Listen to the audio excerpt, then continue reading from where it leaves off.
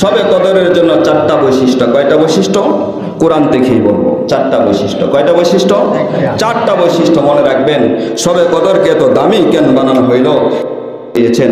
শবে কদরের মধ্যে এক নম্বর বৈশিষ্ট্য হলো, শবে কদর দামি হওয়ার কারণ হলো যে শবে কদরের মধ্যে কোরআন নাজিল হয়েছে। কি নাজিল হয়েছে? ইন্না আনজালনাহু ফি লাইলাতিল কদর। আল্লাহ কোরআন এই শবে কদরের মধ্যে নাজিল করেছেন। ওয়া মা আদরাকা মা লাইলাতুল কদর। কদর সম্পর্কে আপনি আমার ধারণা ছিল না, আল্লাহ জানায়া দিয়েছেন। দ্বিতীয় মর্যাদাটা হইল লাইলাতুল কদরি খায়রুম মিন আলফি শাহর। এই রাত্রটা হলো হাজার মাসের চাইতে উত্তম। তাহলে দুইটা পাইলাম।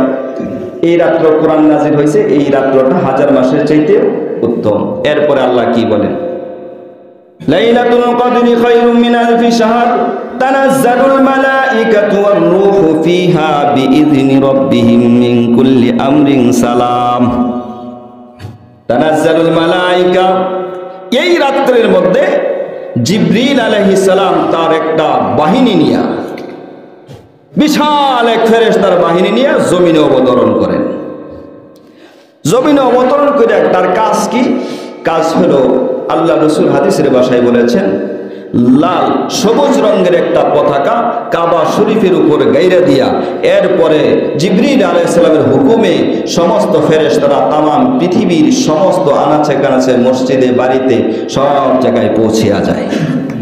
কেন পৌঁছিয়া যায়? কারণ কি? তানজিলুম মির রাব্বিল আলামিন মালাইকাতু ওয়ার রূহু ফিহা বিইذনি রাব্বিহিম মিন কুল্লি আমরিন সালাম। এই রাতে জিবরিল আলাইহিস সালাম ফেরেশতাদেরকে নিয়ে আয়েশা সব জায়গায় পৌঁছিয়া উম্মতের জন্য, আল্লাহর প্রিয় মাহবুব বান্দাদের জন্য শান্তি বর্ষণ করতে থাকে, তাদেরকে শান্তির অবয়ব বাণী শোনাইতে থাকে, যে আজকের রাত্রের ভিতরে তোমরা আল্লাহর কাছে চাইতে থাকো, ইবাদত বন্দেগী করতে থাকো। আল্লাহ ওয়াদা করেছে আজকে রাত্রে যা চাইবা আল্লাহ তাআলা তোমার জন্য তাই প্রদান করবেন। এই জন্য এই রাত্রটাকে ভাগ্য রজনী বলা হয়। এই রাত্রটাকে কি বলা হয়? ভাগ্য রজনী বলা হয়। এই জন্য এই রাত্রে আমরা বেশি বেশি করে চাইব।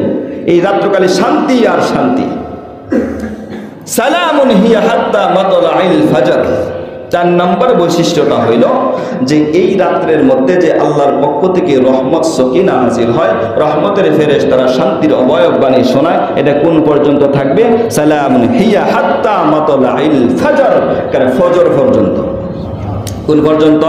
ফজর পর্যন্ত। এখন আমরা ফজর বলতে কি বুঝি? আজানের পরে হুজুরের নামাজটা পড়াইব, ফজরের নামাজটা পড়াইব, পরে একটা লম্বা মোনাজাত দিব, মোনাজাত দিয়ে কান্দে কুটে সব জাহান্নামের বাইরে করে জান্নাতে ঢুকাইয়া দিব। এটা কি ফজরের পরে হইলো না আগে হইলো? ফজরের পরে হইছে। জোরে বলেন ঠিক কিনা? তাহলে মর্যাদা শবে কদরের ফজরের পরে পাওয়া যাইতো না, ফজরের আগে পাওয়ান লাগবো।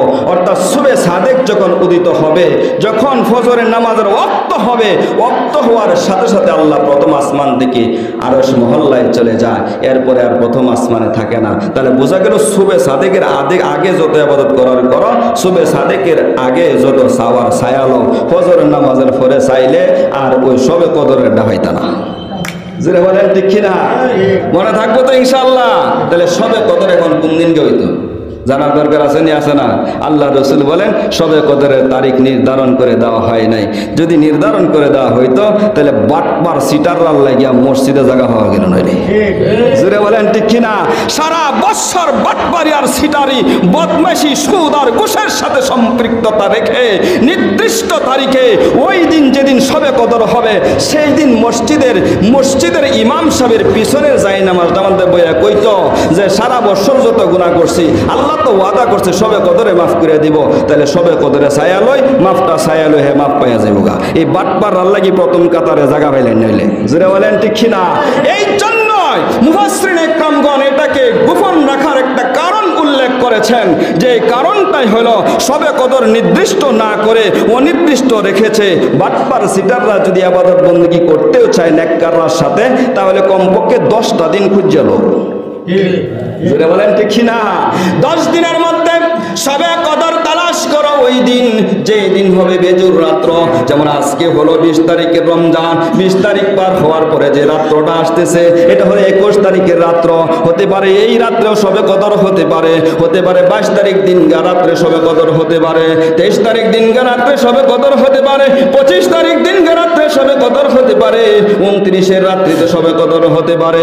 10 দিনের মধ্যে 3টা থেকে 4টা বেজুর রাত্র পাওয়া যায়। এই রাত্রের ভিতরে সবে কদর হতে পারে।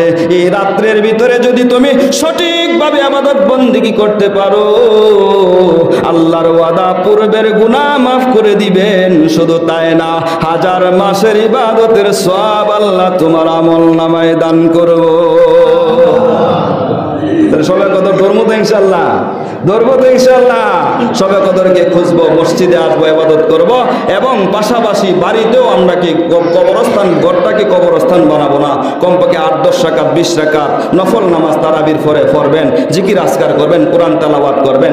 তবে জমহুর উলামা ইকরামদের মতামত হলো 27 তারিখের রাত্রটা হলো সবে কদরের রাত্র। হ্যাঁ, এটা হইতেও পারে, নাও হইতে পারে, তবে আমরা এটা একটা নির্দিষ্ট করে ইবাদত বন্দেগী করি আর কি। তো আল্লাহ তাআলা হইতে পারে কবুল করেও নিতে পারে। জোরে বলেন ঠিক কিনা? সম্মানিত হাজিরিন, আর এই রাত্রের বিশেষ কিছু আলামত আছে।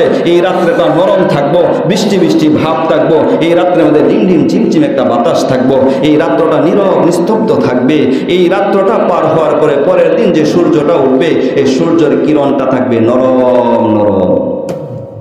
এটি হলো আলামত। আর আমরা কি তা করি?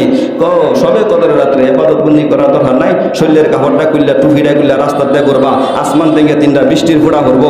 এটি যদি মাছের ফেড়ো করে তাহলে মাছের ফেড়ো স্বর্ণ মুদ্রা হইব, আর যদি ব্যাঙ্গের মাথায় পড়ে তাহলে ব্যাঙ্গের ছাতা হইব, আর যদি সাপের মাথায় পড়ে তো মনি হইব, আর যদি তোমার মাথায় হইয়া জায়গা তাহলে আল্লাহর গজব নাজিল হইব। অর্থাৎ বোঝায় এটা আমি আল্লাহর ওলি।